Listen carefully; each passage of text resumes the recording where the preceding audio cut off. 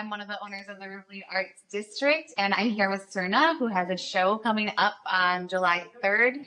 And Srna, can you tell us a little bit about the art show that you're going to be including? I can. It is called POPULUS Letters from the Cottonwood, and it is a gallery photography show based around the subject of the giant cottonwood tree in Myrick Park. So there's a really interesting story there. Yeah, can you tell me a little bit more about the sort of the beginning of the show and why it's centered around this cottonwood? Yeah. So at the start of COVID, my husband and I were going for a walk through Myrick Park and everything was on lockdown. So people really weren't interacting with each other.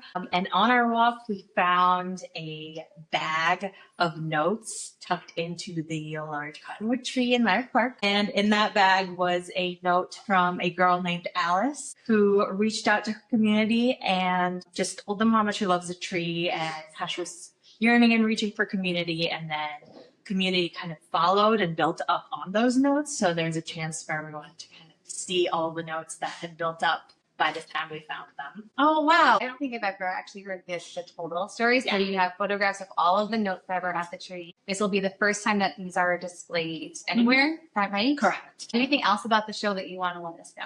I think it's a really interesting story about community, whether you're from La Crosse or you're not from La Crosse. But I think it'll especially hit if you're from the area, because then after that you can go and visit the tree. It's a beautiful walk. So yeah, I'm excited that we're showing it because we're 6 years on from that time, and it feels like it's been a really long time. It also feels like it's been no time at all, and it feels like a lot of the way that our community is trying to interact with each now. I think we all see the benefit of it more from having gone through that time. So it just feels like a really good time to be showing that show. I agree. So yeah, if you want to come see it, it starts on Friday, July 3rd. That is the first Friday here at the Rivoli Arts Building. So we'll have studios open, food, the bar's always open on first Friday. So please come and check it out. And it will be up for the whole month of July. Second floor gallery. Second floor gallery. Yes, it's the first time we're using our second floor gallery. It's very exciting. And I'm so pumped to have Srna's show be the first one in there. So please come check it out.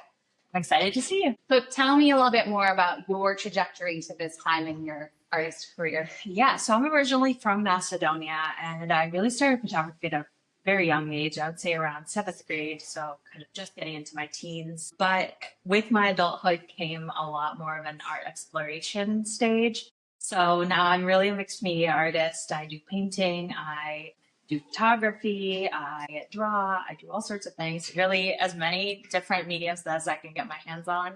That's better for me. But yeah, so I think this glance of photography, like this glance of this work really encompasses who I am, because a lot of my work is about community and about being part of community rather than being like a very individualistic person. So I'm hoping that that will really shine. And then how long have you been a tenant here at the Rivoli Arts Building? I think we've been here for maybe about 14, 15 months. Yeah, it's been a bit, and we've loved it. Yeah, you were some of our very first tenants, and you've been amazing at helping build community here. So I'm very excited to have your show. It's going to be great.